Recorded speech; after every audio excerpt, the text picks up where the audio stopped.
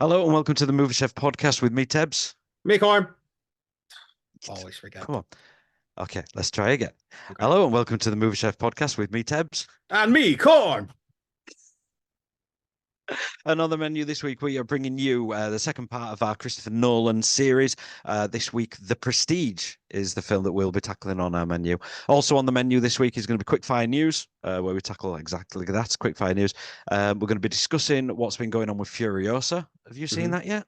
I haven't, but I will go to the cinema and see it. But apparently, it's getting well, not that it's getting panned, but it's like, No, we'll get there. We'll get there. yeah, we'll get there. We're going over to Cormac Corner, which I've got absolutely no idea what's in Cormac Corner. And to be honest, from the conversation we've had before we started, I don't know if you know what's in Cormac Corner this week, but we're going over there. We're getting on to the next day. I think it's day 8 of our Cineworld movie question per episode thing. Still not coming up with the name of that. I need to come up with a good name of that. The stolen Cineworld question thing. Day 8. So we're doing that. And then we're going to be discussing The Prestige. First of all, though, what's happening with you? Too You've much. said you've had a... Yeah. Too much. Too Talk to me. much. Talk to me. Life, Paul. Life is just busy. It's busy, busy, busy. Went to Dublin to watch a football match on Tuesday. Yeah, that kind of dropped on me. You were told me you were sat on a bus to Dublin with some Middle Booked England.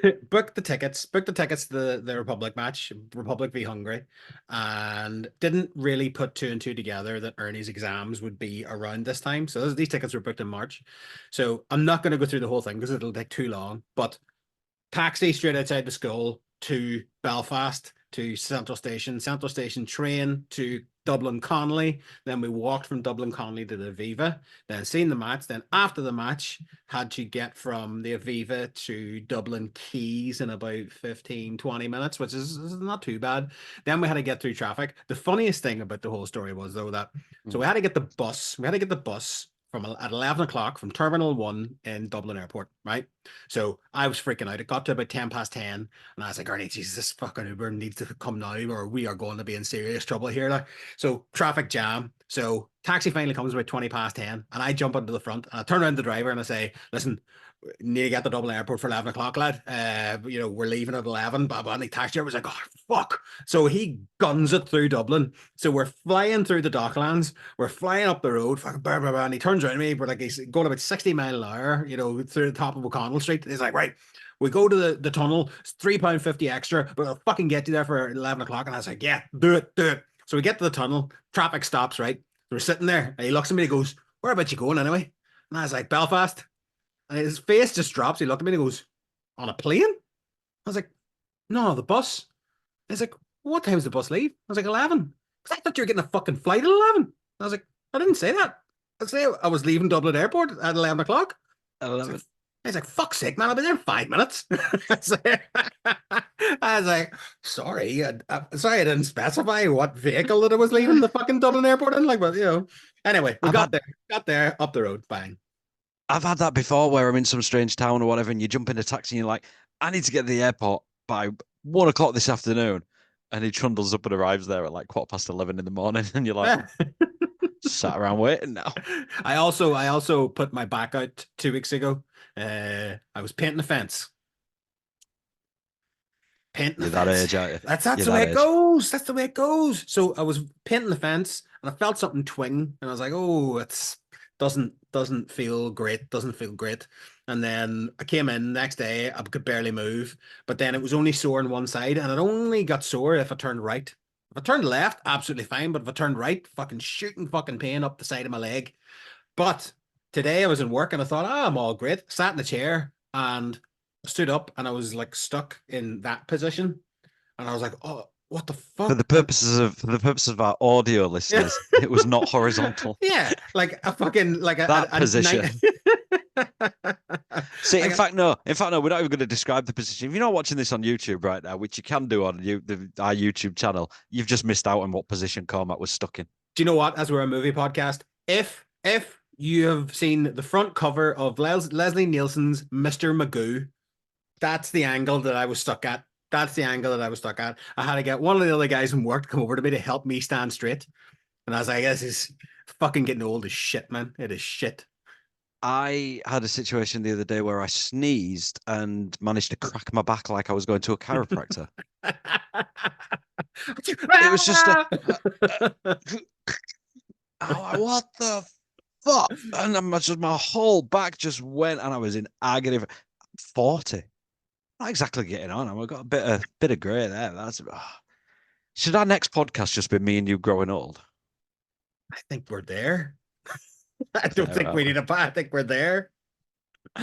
Did Ireland win then? Ireland won 2-1, and it was the worst fucking game of football that I've ever seen in my entire life. Horrible. Worst game of football you've seen so So far. far, yeah. It wasn't that bad, was it? Oh, awful. Paul, pulling teeth. I've seen Oma Town. That's all I'm gonna say. Nobody listening to this, I go, what the fuck is Oma Town? Oma Town Football Club. They're no longer in business. The pitch wasn't even fucking level. And I've seen better games at St. Julian's Road that I watched the other night. Jesus. Yeah. Okay, well, it's always the World Cup next coming up, eh? No, not a chance. Um, right. So before we get on, my week's been fine. Pulled my Achilles. I've been going to the gym, not that you can tell, and I've pulled my Achilles, and literally it only hurts every time I move. You know, Yeah. step forward, step back, up a step, Ah! down a step. Ah! But I decided to brave it and went and played golf today. Well, you don't really do I, that much exertion in golf, though, do you? how dare you? Come According on. to my app, I burnt like 300 calories walking around that field. The middle 600 class steps. shite 600 sport. steps I got in. You said that about cricket. It is. Well, that's upper class shite. You just Cricket? don't like Six? you just don't like anything typically British, do you? No, that's wrong. You know that's wrong. I love a fucking, upper toff accent. Some of them.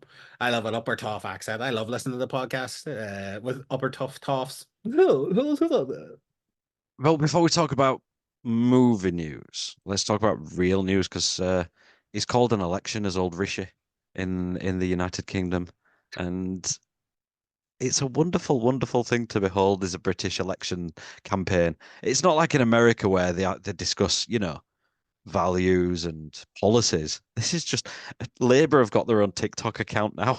They just rip I the piss out of. I just like the fact that Labour will more than likely win this election off the back of barely saying anything. They are Yeah, literally just letting the Tories eat themselves alive, and they and just they are doing it with aplomb. Keir Starmer's just sat there for Labour going, look at him, Yeah, yeah. It's 12 years of vote this. red. Yeah. Yeah, We vote for they him. have Go on, they look have at him, we have a look at him. billionaire. We have a billionaire as a fucking prime minister, and he's there Yeah, like talking to fucking dock workers. Yeah, I feel exactly the same way in my 36 bedroom mansion. Yeah, yeah, I get it. Pulling pallets. Don't we all do it? Fuck off, Rishi, you cunt. metaphorically. When he Yeah, goes to Wales and asks them if they were looking forward to the Euros this summer, and every yeah. single one of them look back with that look of, we didn't fucking qualify, Rishi. Not that you'd understand that. He's a fucking Southampton fan as well. Do you know Well, what, right? Right, listen, Leeds let's got let's not tarnish. Let's not tarnish Southampton with that brush. All right.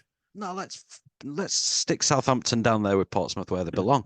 But the thing is, right, Leeds lost to Southampton in the playoff final, so you know what? I'm being that typical football fan, but we're going to win some games down in the Championship all season rather than Yeah. being the Premier League getting beat every week. I'll be fine. So Leeds lost to Southampton. Rishi Sunak, Prime Minister, not for long, of the United Kingdom, is a Southampton fan. Russell Martin, the Southampton manager, the team manager, apparently he's vegan because he tells you every time you meet him. But he's got shares or he owns a vegan restaurant and he's big behind the Green Party. They're quite big on South Coast and he's big into the Green Party. And apparently Rishi came down to say, can I come and congratulate the boys in the dressing room after the match? And nah. And Yeah. Russell Taylor, that's it. He's like, nah, I'm not letting you in. Fuck off. Yeah. So Fucking right fair too. play. Like. What's his name? Russell Summer. I It is. work It's with the Russell Martin. Southampton It's fan. Russell Is it Martin. Russell Yeah, Martin? yeah, yeah, yeah. Why did? But yeah. So I don't know. Have we had done one of these pods since then? I don't think we have we? I don't So think we I have. went to see my dad. My dad lives like in this small town near York, right? A village near York.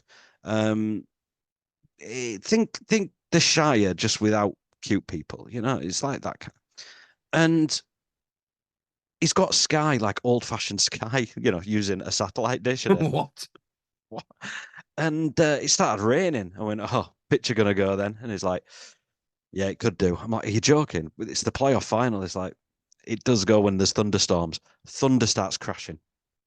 Now, my dad, I don't swear in front of my dad. We have this kind of unwritten rule. We both know we both swear like dockers, but we never swear in front of each other.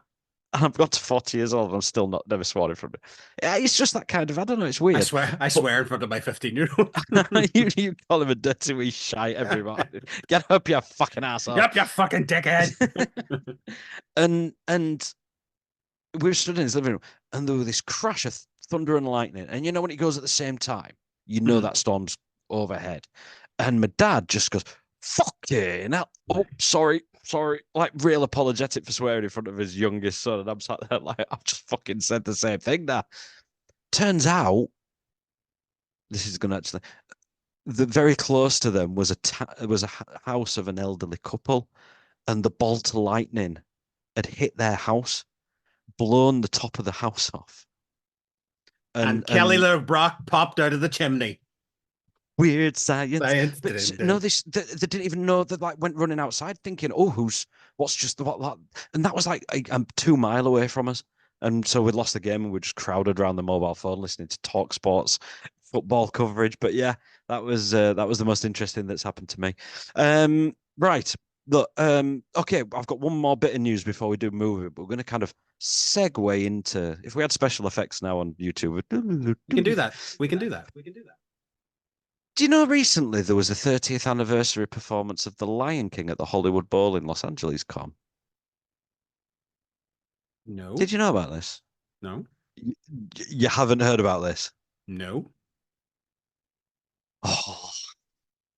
So they did a live performance of the music Mhm. of Lion King. Can you feel the love Beautiful. in that? You've not heard any of this? Literally, I've not heard any Right. of this. Strap yourselves in, kids. So, Lion King. It's like, all the performers on stage with the Yeah, yeah. costumes from the station of it, right? So Jennifer Hudson comes out. I think she does a bit of she does all that, right? And then we've got Jeremy Irons, be prepared, even had his cravat and his smoking jacket. Okay. And then you come on to I Just Can't Wait to Be King, Hmm. don't you, with young Simba? Yeah. Do you know who the cast is that, Com? Young Simba. Well, I would say potentially, Donald Glover, Childish Gambino, because he Yep. was. No, no. Oh, Um, go on, tell me he was white. Was he white? no. She. She's black. It was Northwest. Who's Northwest? The offspring of Kim Kardashian and Kanye West. Northwest. 10 years old. Hold on. Whoa. Let's. I know this is new knowledge to me as well. Her fucking name is Northwest. Yeah, they're called the Northwest. Fuck Kanye off. West, Northwest, right? Ah, poor girl. So no. So um it turns out that thousands of kids had auditioned for young Simba. Thousands of people who've been through stage performance school, music. And apparently on the last day of auditions, in walks Kim Kardashian with Northwest, and she paid somebody $1 million for her kid to be cast in this performance. Nepotism. But obviously, they won't just put anybody on stage, would they, Carl? They won't put any talentless young 10-year-old in the line of fire Oh, no way. She can't wearing a sing. wearing a dad's fashion brand as a costume instead of the actual Lion King costume. Can that You wee don't girl? think they'd put you don't think they'd put a 10-year-old on stage and have her absolutely stink the place out, would you? That wouldn't happen, would it? Oh, no way. Can she sing? She can't Right. sing. She can't sing. We are going to stop this right now. Calm's going to watch the footage and then we're going to come back. So, ready? A few moments later.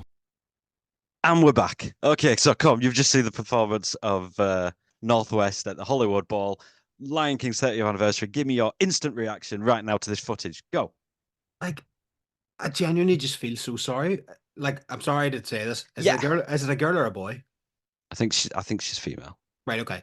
I think they identify as they by what whatever. Well, yeah, whatever. Northwest is female. Okay. That was fucking horrible. Number one. Number two. Oh, I just can't wait to be. It's awful, Here, right? Now, do you know what though? this is no way a criticism of Not at Northwest's all. ability. This isn't an Not at attack on her. all. Not at all. We're going to get to the bit that we're Even though she taking. can't fucking sing, this is not an attack on her ability. The But her best, parents should know that. the best comment I heard was she has her dad's ego and her mum's talent.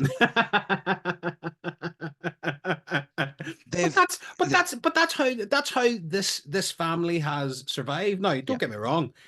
Kanye West is fucking talented. Yeah, he went, up to space about fucking 10 years ago. Like, but he still has a bit of talent about him. Kim Kardashian, and if Northwest, listen, turn off now. Kim Kardashian is famous because she took a cock in the ass. And if Northwest is listening to this, can you retweet the episode for us, please? Yeah, definitely do. But that's why her mother's famous. Yeah. The fact is, yeah, a mum took a load on the back. A dad is an anti-Semite, and her mum paid, apparently, allegedly, paid $1 million for her to be casted. Now, you get stunt casting. If this was fucking, I don't know, Reese Witherspoon Mhm. or but whoever, if some fucking actress put in that role and she can't really sing, but she's a big name. All right, let's laugh. She's in on it.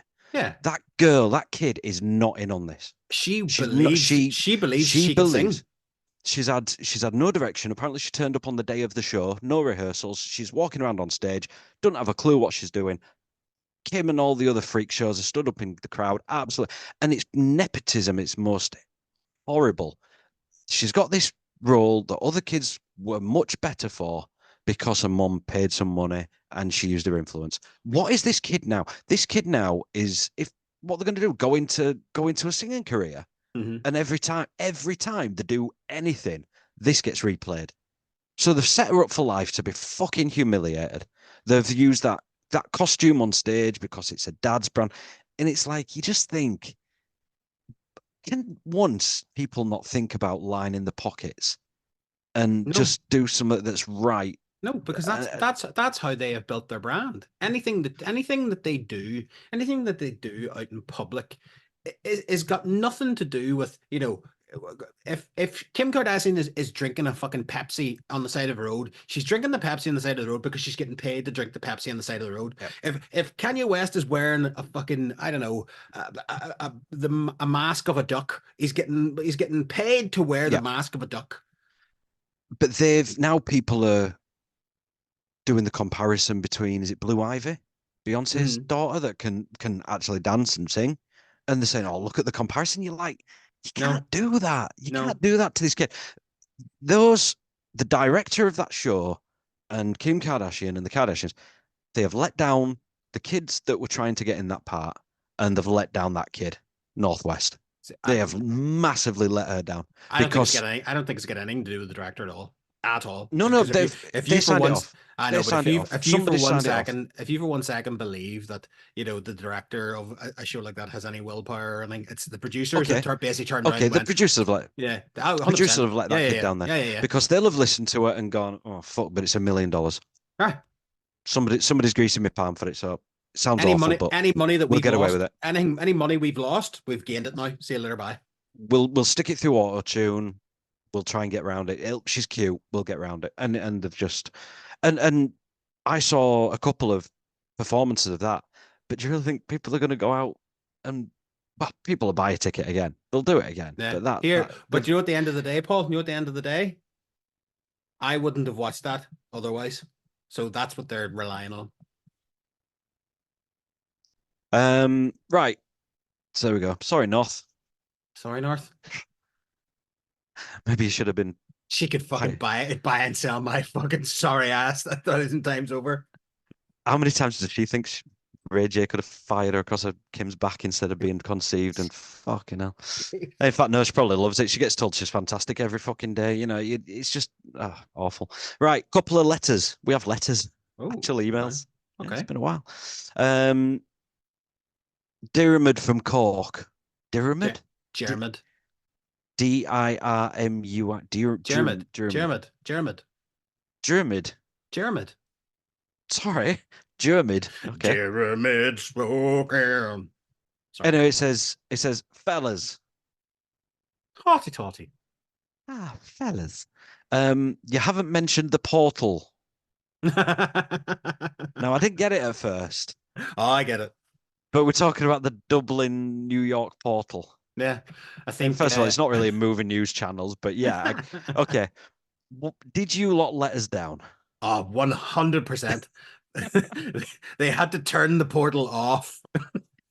And they had Hands to like, across, hands across an ocean, and the first thing they do is stick up a picture of 9/11. 9/11, there was junkies shooting up in front of it. Some guy got his fucking cock out in front of it, in front of like kids at fucking 2 o'clock in the middle of the day. Oh, well done, Dublin. Yeah, just fantastic. An utterly fantastic thing to do. How did they think that this is going to end up any other way? Like, You're basically genuinely, putting a live webcam in front of live people. in the middle of Dublin. Like, They grow didn't up. even put an hour delay on it or something. Yeah, They're like, nothing. Hi everyone. Hiya, there's my cock. Hiya. But when I just saw that, they're all just said, "Hello from Dublin. Here's 9/11." But you know what the thing is, right? I think that they could have easily monetized this. They could have easily have put a paywall online, and you could see Yeah. what everybody sees from the portal. And I guarantee you, people would pay money. And it just Oh, yeah. with the craziest shit, because after like I think it was 4 days. After 4 days, they had to cordon it off and turn the portal off. And now you're only allowed to do it at like fucking 12 o'clock to 3 o'clock on a Saturday, and there has to be security around it just to stop people from getting their cocks out. But didn't the New York side, didn't they get revenge by waving potatoes in front of theirs? Yeah, but we would look at that. That's- That's not an effect. Like it is. No. It is so hard to offend an Irish person. Like beyond reasonable doubt, it is so hard to offend an Irish person. If somebody shows you a potato, we'll just like throw a potato back at them to smash the screen, just so they're like, ah, ha, ha, ha. So there you go, Germid. Dermot. Yeah, there's Paul. Brett from Colorado. Hi guys. Listen to your Memento episode recent. I'm just going to read it as he's put. Yeah. I've tried to, I don't think the Colorado education system has really caught up with the English language just yet. No offense, Brett, but hi guys. That's still better, Paul. Still better. They shouldn't have left. You fucking ungrateful bastards. Hi guys, listen to your Memento episode recently, and whilst I agree with your review, the episode was terrible. Thanks. The editing was all out. The end of the episode was at the beginning, and the beginning was at the end. Actually, come to think about it, as I'm writing this, that was probably the intention because it was a Memento review. Sorry to bother you. Yeah. Yeah. Cheers, Hey. Brett. Thanks, Brad. You've answered your own At least question. At least I got it eventually. At least you got it. He was the only one to pick up on it as well as other people. I think people watching on YouTube watched the first 25 seconds of it and sort of was going, well, thanks everybody, see ya. And it's like, oh. So on hindsight, maybe that. But if you fancy a bit of a giggle and you haven't listened to our Memento review yet, go back and listen to that. That's the first course in our Christopher Nolan menu. Coming up, we're going to be chatting about The Prestige. But first, let's have some quick fire movie news. And it's going to be quick fire. You ready? Okay. Jeez, hold on 2 seconds, right? Yep. Peaky Blinders movie coming to Netflix. I'm all for it. Yeah. I love Peaky Blinders. I watch now. Yeah. This is going to sound awful. The girl who died. What was her name? She was in the Harry Potter. Draco's mum. Her. Yeah. Yes. I thought she was fucking awful in it. So the movie's gonna be good. So she's not in it. Okay. Knives Out 3, Wake Up Dead Man has been announced with and fucking tired. Glenn Close, Kerry Washington, Josh Brolin, and Jeremy Renner attached.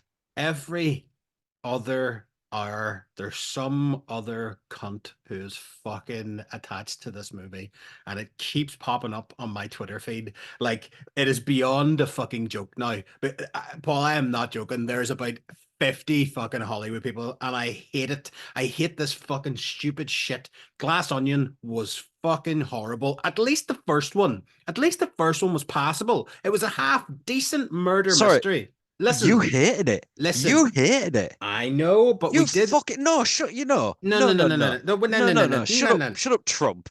Shut up, Trump. Backtracking. Oh, I didn't really say that, but I did I'm say not it, but I didn't mean backtracking. it. I'm I not did say it, backtracking. and I really did mean it. Listen. You're interrupting me. Let me talk. Right. I disliked it. There are better murder mystery movies out there, but at least it was a half decent attempt at it. It was a semi-coherent storyline.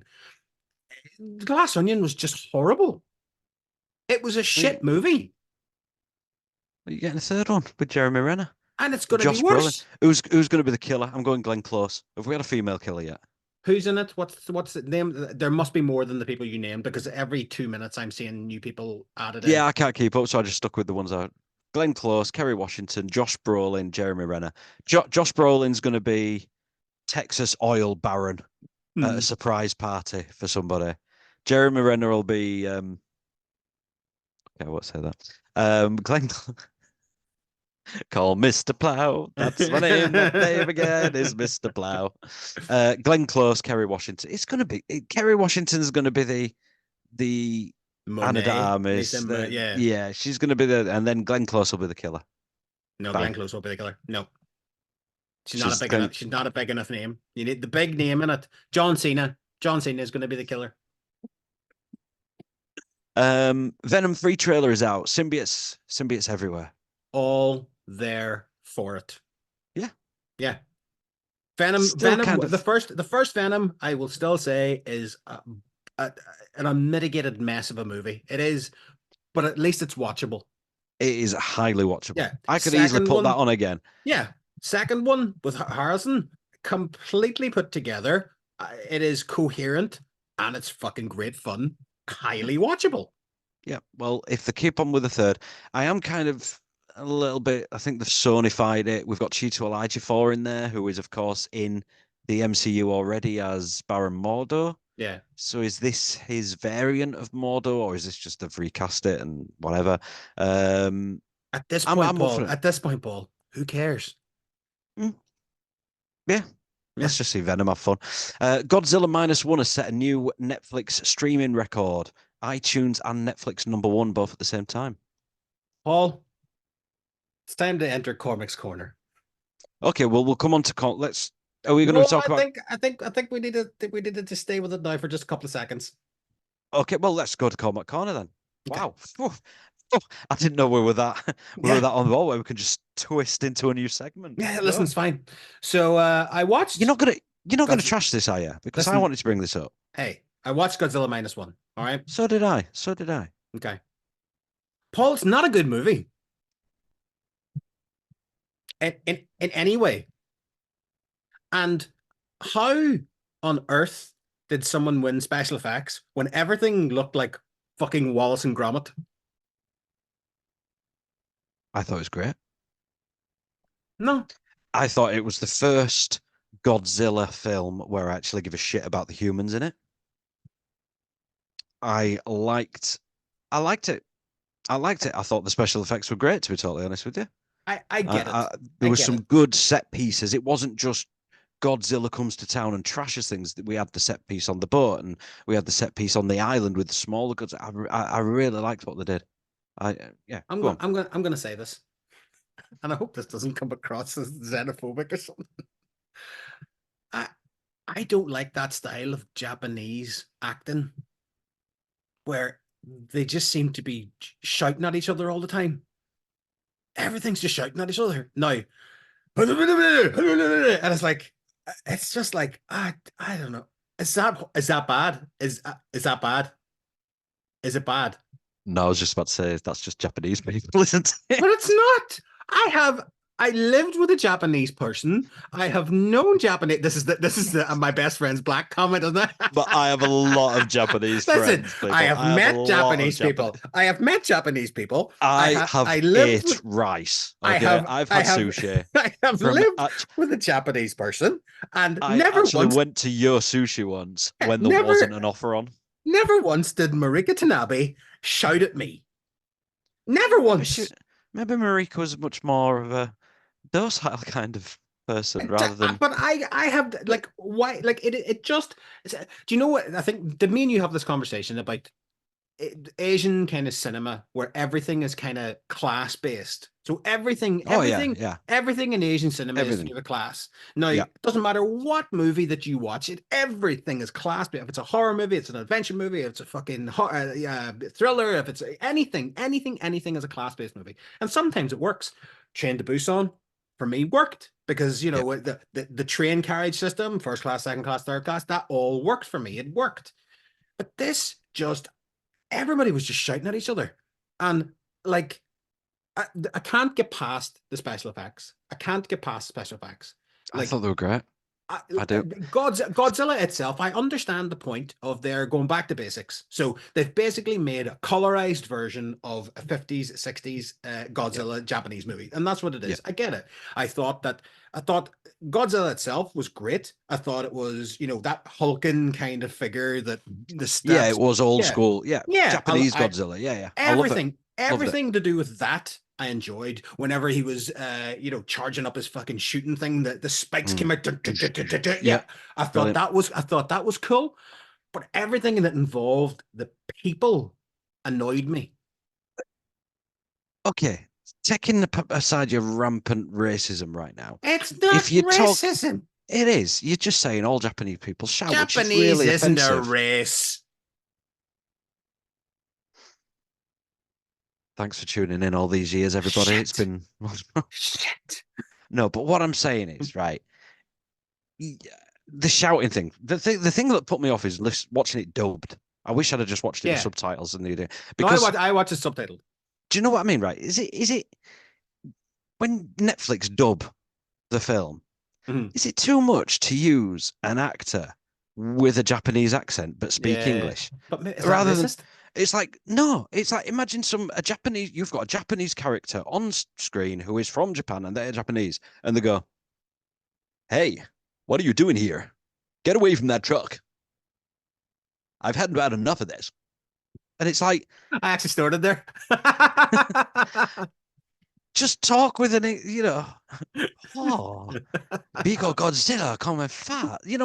Why No. not just We can't do that, Paul. I can't do that. We can't do that. We can't do We're that. not allowed to do that. That is one example of things we wouldn't do. But why don't they? Because they don't do isn't it. it weird? It's racist. Isn't it weird though? Isn't it weird though that we'll say fucking Germans and fucking French and fucking Scottish people and Welsh people. Welsh people are all wankers. About our Welsh cunts. You know how much we hate the Welsh. That's what we all talk about. How much we hate the Welsh. Fucking Welsh. We all hate the Welsh. Do you want me to break something to you? Go. We all talk about how much we hate the Irish. What? Oh yeah, can't stop doing it. The amount of times us and like Eastern Europe bring each other at night, just going, fucking Irish. Yeah. I never knew. Dancing around your maypoles and. But I bet there's so many Japanese that they're going to these fucking Belfast. But the fact is, when you look at a Godzilla film, let's look at the Western ones that we've had, mainstream. Basically, the top two are the 98 Roland Emmerich, which was fucking awful. I actually was wanting Godzilla to kill all them human characters off. I wanted Godzilla to win. But Matthew Broderick was working, so just so happy for him. We just happened to get on film the one time he worked that decade. And then you look at the 2014 with Aaron Taylor Johnson, and I'm like, you are just a pair of miserable bastards bouncing from one location to another. Godzilla was barely seen on it, and you look at this in terms of the story, in terms of this guy, in terms of he was a kamikaze originally, and he needed retribution. He was trying to save his honor. It was about honor. It was about the Japanese people that had been blown to shit. Honor. It's always about honor. Well, it is because that's the Japanese culture. You heathen. I think you didn't enjoy it because you're racist towards Japanese people. And that upsets me, Corm. They need to stop. They need to stop being so fucking, self-detrimental. They're a great fucking people. They're a great bunch of lads. The Japanese. Yeah, I'm sure the Chinese people of 1930 Mr. Miyagi. They've got Mr. Miyagi. Come on, let's prove you're not racist. Name 100 Asian people. Go. Ming the Merciless. Well, that's it. Pol Pot. Jackie Chan. Jackie Chan. We'll Chairman carry Mao. this on. Chairman Mao. Chairman Mao. Chairman Mao. Mao Zedong. Uh-huh. Yeah. That's it. Genghis Khan. Yeah. Gandhi. Gandhi. Mm-hmm.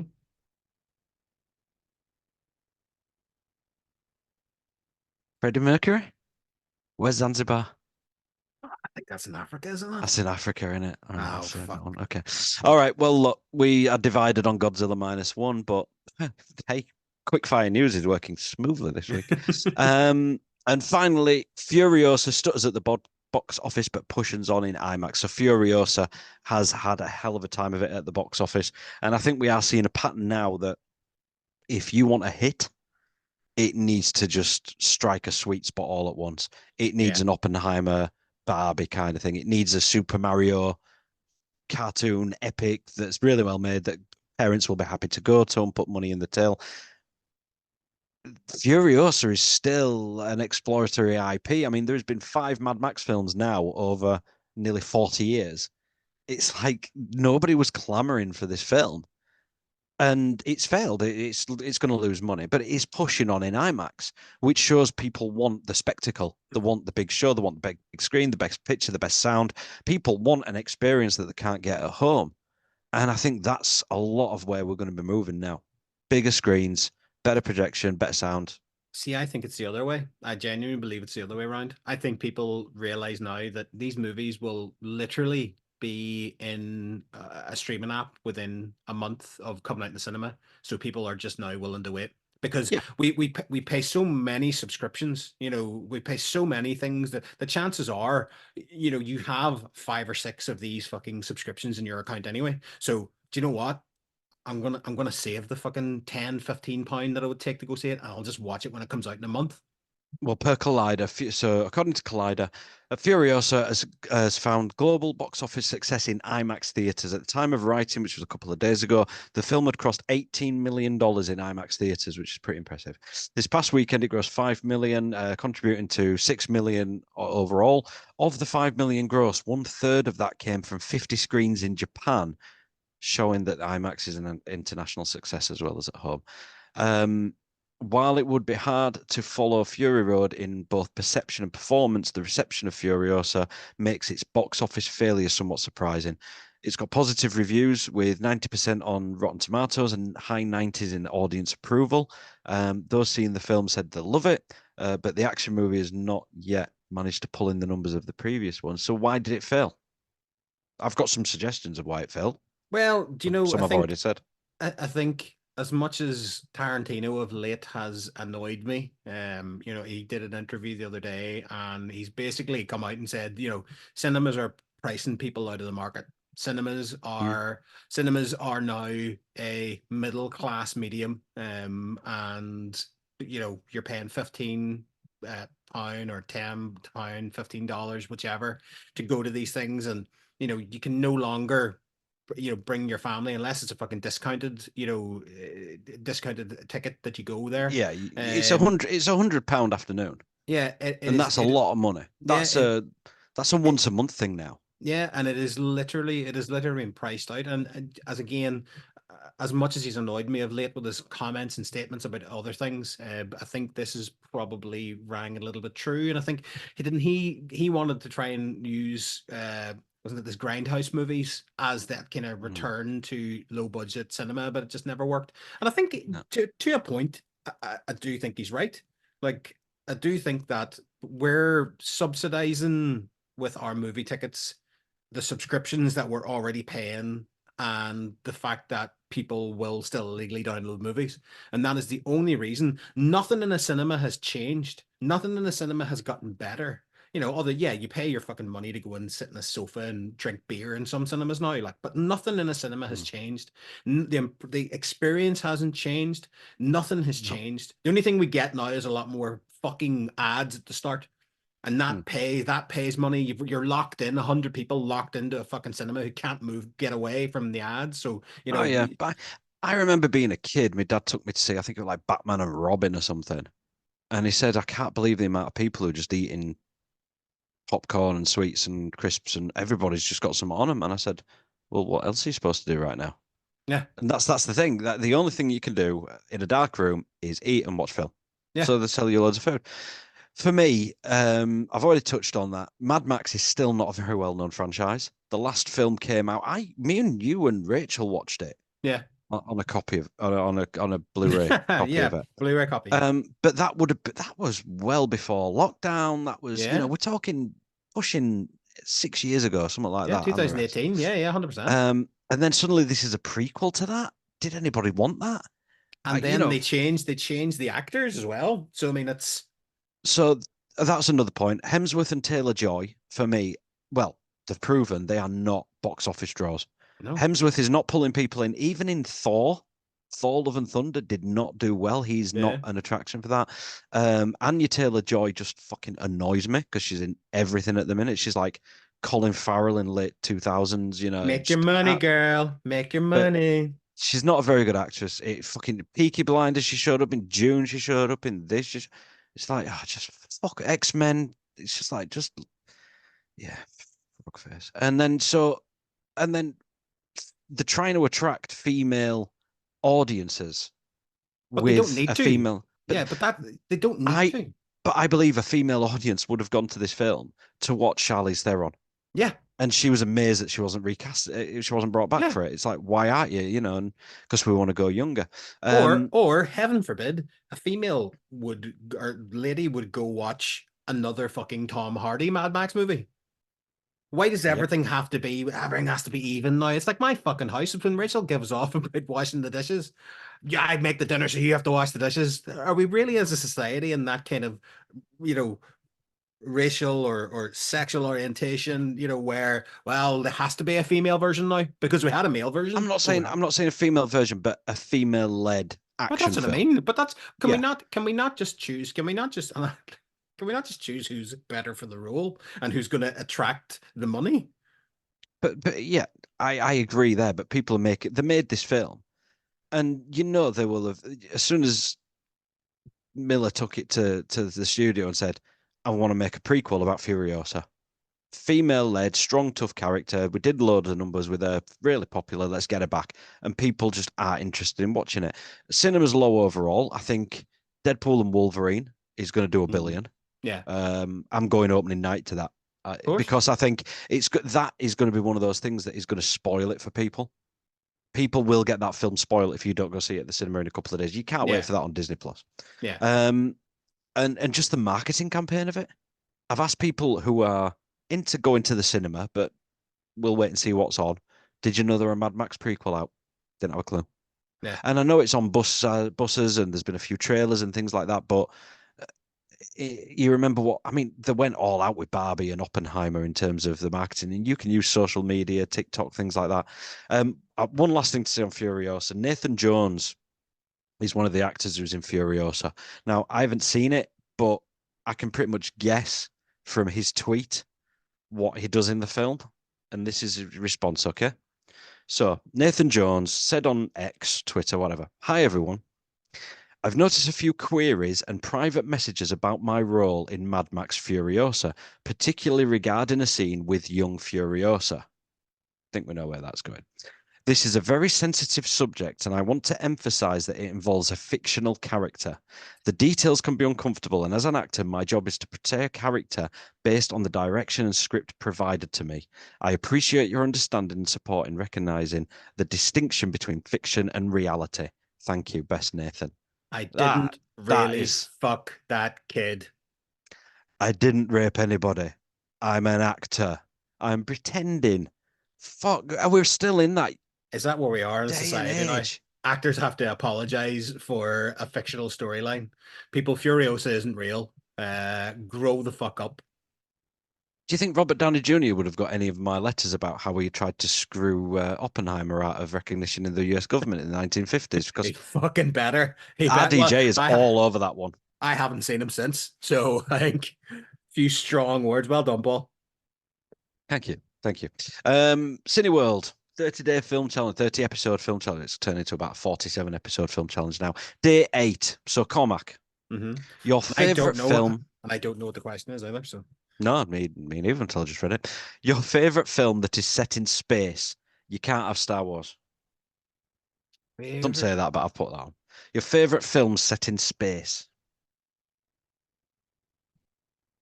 Wow. Now, yeah, I were gonna go Event Horizon. So Okay. I really enjoyed Event Horizon. I'm trying to think outside of Yeah, the Star usual. Wars Yeah, yeah, and yeah, all yeah, that, yeah, yeah, space yeah, yeah. battles and shit like that. I thought Gravity was It's all right. impressive, but it It's okay. probably wasn't one of the best films set in space. Now, The, I I do need to say one, hmm Armageddon. Wasn't really set in space though. Shut your filthy mouth. They were on an asteroid. Set on Earth, and they went to an asteroid. Steve Buscemi got space dementia. Do you see it? Like, How do you think about that, Paul. Think about that. Think about the amount of movies that are based in space, and you've just said fucking Armageddon. Armageddon? Think about that. Great. Yeah, I'm thinking. I'm thinking. Like Um, I'm thinking of one just because it's a great movie too. Alien. ooh, good one. Alien's great, but there's so many. Like it's Which you literally prefer, Alien or Aliens? Aliens. Sequel. Yeah. Yeah, yeah, yeah. Yeah. I That's watched everything. Spaceballs. I watched Spaceballs again yesterday, actually. Love that film. I'm surrounded by Spaceballs. assholes. Keep firing, assholes.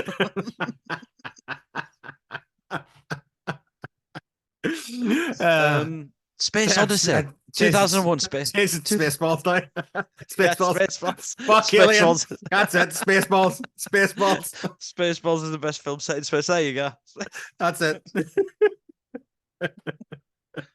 Funny. She doesn't look Druish. Pizza La Hut. He ate himself to death. Spaceballs 2, The Quest for More Money. Just when he meets Yoga in his head going, Spaceballs the lunchbox, Spaceballs the flask, Spaceballs the flamethrower. He's fucking stupid. Tell him to comb the desert. We ain't found No shit. Okay, well, this episode is us talking about That's it. Just coach some Spaceballs. Yeah, Spaceballs. I could do that all night. Come on, then. We'll go from Mel Brooks's space magic to Sir Christopher Nolan's Victorian magic. Diddly-doo, diddly-doo, diddly-doo. Yeah, we're here to discuss The Prestige. So this is our Christopher Nolan season. Mm-hmm.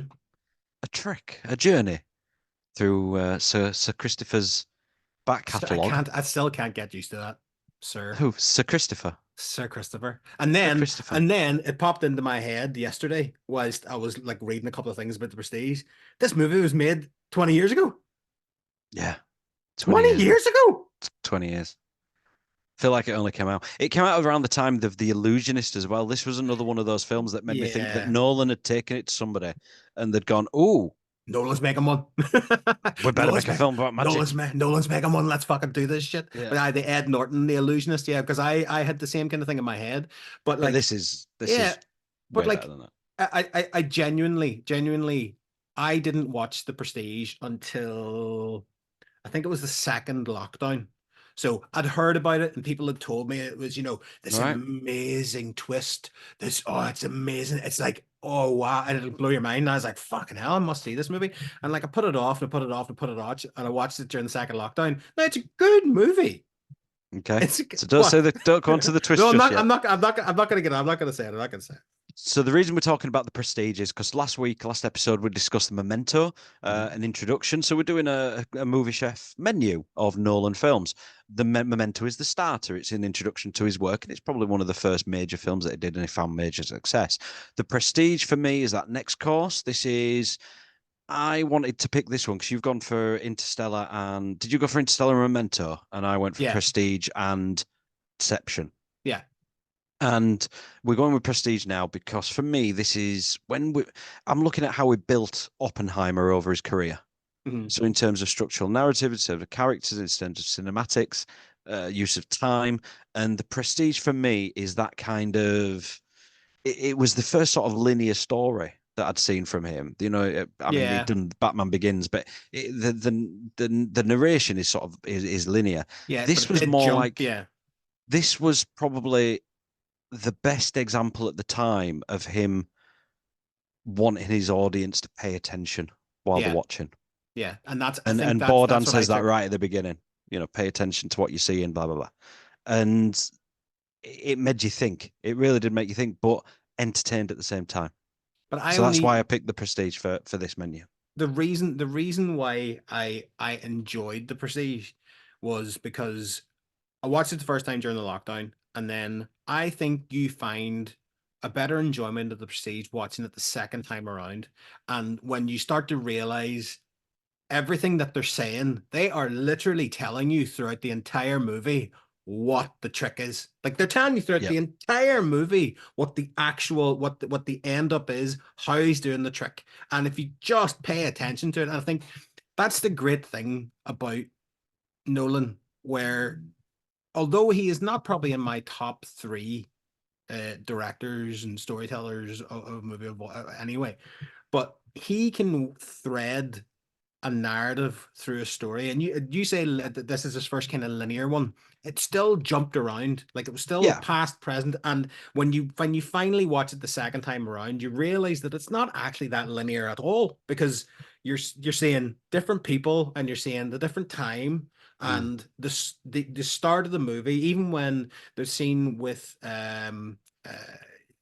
I can't remember his name. What's Hugh Jackman's character? Whatever. When he's on the way to see Tesla and he's got his diary, like that part of the movie hasn't happened yet, so you don't know anything leading up to the fact that he's got Bale's diary yet. But he's reading Yeah. the diary on Okay, the I get way it. on the way to Nikola Tesla. So it is jumping from start to finish in a way, but the story is so well put together that you won't even notice that.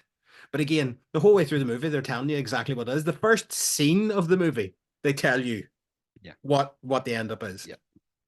And for me, I mean, we'll talk about the cast right now, and I think the thing that really drives home about these two. So we're talking about Robert Angier, Hugh Jackman, Christian Bale playing Alfred Borden, a partnership of magicians back in 1890s England, London, and basically tragedy befalls them on one of their tricks where Angier loses his wife, blames it on Borden, and they go their separate ways, creating a lifelong feud, which will obviously come back to destroy them both.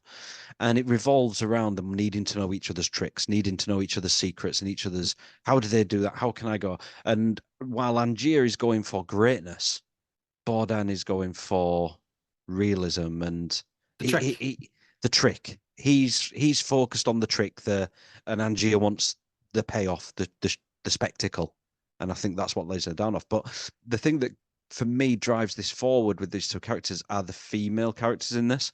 And I'm not trying to be all worky, but cool. But if you see about what what the wives are, you've got basically Rebecca Hall playing Sarah, you've got Piper Perabo playing Julia, and they are very much like it's the effect on their lives and what happens to them in the story that these two men put on them, the stress that they put on their lives that they've gone to for this trick ultimately destroys the people around them.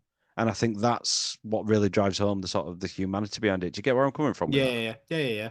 But I think You needed to see what these guys were giving up to achieve greatness, but to and they know, ultimately lost even everything. like the conversations that that Bale has with his wife. I can like haven't watched it the second time this week. You start picking up on things, and it's like she comes out in a statement and goes, it's almost as if sometimes you tell me that you love me, but you mean it, and other times you tell me you love me and you don't mean it, and you're like, oh yeah.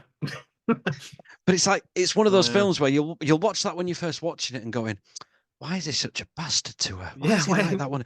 And then you watch it again and like it's like a Mandela effect where she'll go, honestly, it's like you've got a twin brother who comes in and pretends to be you one time, and you're like, I never even got that at first. Well, here, all right. So let's just lay our cards on the table. The first time you watched it, did you realize that the guy who looked like Christian Bale in prosthetics was Christian Bale in prosthetics? Oh no, I got that bit. I got Yeah, that bit. yeah, okay, But I yeah, was yeah. just like, why are they using the same guy? Because it was around the time like it was 2006, so it was like there are instances where other actors have played other parts in films, and I'm not. It kind of just distracted me a bit. Like it looks a lot like him, and then like Angier getting his a lookalike who is Hugh Jackman, and you're like, Yeah.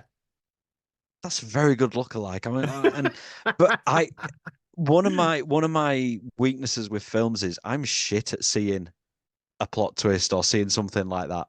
I just I'm amazed every time it happens, apart from the recent Godzilla King Kong film where like one guy lands on like the Middle Earth, whatever it is, fucking thing, and he gets off the plane with them all and he goes, oh, and he like slaps his head, he goes, I'm being eaten alive out here. And you're like, you're gonna get eaten. And literally 2 minutes later he's getting eaten, and you're like, fucking Chekhov's gun. Supporting cast, Michael Caine, Nolan's. I have a theory about Michael Caine. Go on. I have a theory that Michael Caine is one of the greatest character actors of all time. Yeah. That isn't allowed to be a character actor. That every time he walks in and he's like, okay, here's my Northern Ireland accent. What about you? Big man. Hold on, Michael. Whoa. We just need the accent. Oh no, yeah, I'm doing the accent. No. Hello, Mr. Angier. I'm Michael Caine. All right, I'll die though. Oh my God. I think that Michael Caine could have been great, but Michael Caine is Michael Caine in every single movie, and I can't get past it. Like I can't get past it. Caine and Connery are on the same level there. I'm a Russian submarine captain. Yeah. But I think Michael Caine has such great talent, because at one point, like I think of Michael Caine as like a Gene Hackman. So they're peers. Okay. They're great actors. They can do anything. They can be anything. But at the end up, Gene Hackman is always Gene Hackman, and Michael Caine is always Michael Caine, and I'll put them on the same level. But I think Michael Caine is just hamstrung because he's Michael Caine. And do you know who I blame? Nolan. Paul fucking Whitehouse. That's who I blame. Paul fucking Whitehouse, because of his fucking accent in the 1990s on the Fast Show. Oh yeah. But I think Nolan using Michael Caine, has he used him the most in all of his films now? I would say him or Murphy. Cillian Murphy's was in 2 Batmans, Oppenheimer, 3 Batmans, Oppenheimer, Inception. Michael Caine wasn't in Inception, but he was in all them, and Michael Caine was in this, and Michael Caine was in Dunkirk. Can't remember. No, I don't think he was. But I'm trying to think back. I'm trying to think back about a Cockney and a jumper, because that's what a. Hello, I can't do Michael Caine. I'm here to save you. I'm here to save you on a submarine. That was very good. I've got my fishing boat. No, I can't do it. Let's talk about Bowie, shall we? Oh, David Bowie. Well, David Bowie. Bowie. Bowie. Bowie. Bowie. Bowie. Bowie. Bowie. Bowie. What's wrong with David Bowie? He's great. I'm Nikola Tesla. And he didn't want to be in this at first. And Nolan flew to New York and sat down with him and said, I need somebody who has gravitas and believability and flair. Weird fucker. Yeah. I need David Bowie. I need David. I'm Nikola Tesla. David Bowie. I'm gonna invent you a cloning machine. Can you see my electricity? Gollum's outside. We should do Labyrinth one day. Oh, we've done it. So where we're going with the story then? Because for me, it was the story, it was the building up of that. Now, so you say it's not that complex a twist and a story. It is not that complex. It is not that complex of a story. And watching it throughout the start, even in the first scene, Michael Caine tells you that, to do the trick, you need 2 of them. Simple as that.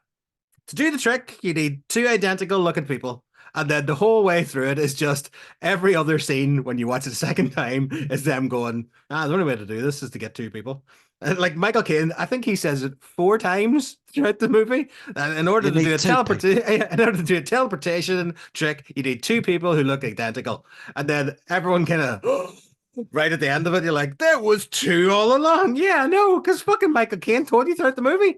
Like Michael Caine told you like 5 or 6 times throughout the movie. Yeah, 2 people. What did the cloning thing do for you when you first watched it? Where It, was that for it? it weird, like the whole kind of Nikola Tesla inventing a cloning machine, and then the hat, constantly cloning. It struck to me as if Nolan went to Bowie and went, I need this weird scene in the middle of the movie, so can you just be weird in the movie and then we'll just get past this? And he was like, yeah, okay, fucking cool, be weird, yeah, no worries. And then I genuinely don't understand it. I think it was obviously a red herring for everyone just to think that he had invented a teleportation machine. Well, he But did. yeah, He but like, did. yeah, Because but like, Angier was using it every night, and he had his second use the machine, and he didn't like the fact. Oh no, sorry, he didn't use the machine, did he? He had his no, second, the lookalike, but he didn't like the fact that he took all the applause. yeah, So Angier went to get the teleportation machine, and it created a clone. And then he realized he had to basically kill himself every night. yeah, So ultimately, who was it? Which did the real Angier die the first time? yeah. I think he And since died. then, it's a clone. It's the clone. Does the clone That's getting become a bit Yeah, sci-fi. Yeah, yeah. I it's know, like, I know. does he have all that really sort of threw me off, I'll be honest, because I'm like, is this sci-fi now? Does he remember all of his memories? Is he a clone perfectly? Does he not? I was struggling with that. Did he just create a clone and the other one died? But that final shot of all those bodies in the Yeah. underneath the thing, and it's sacrifice. For me, it's about sacrifice. The film is about sacrificing. What's the thing I read with it? One man sacrifice, and the other man's kind of love for the art. One guy lost his wife and his fingers to, and basically lost everything in the world. Nearly lost his daughter as well to do the perfect trick. The other guy literally killed himself on stage every night Mhm. just for the applause. And ultimately, that is, you've got to think, is it The worth it? vanity of humanity, Paul. The vanity of Thank you. humanity. Thank you.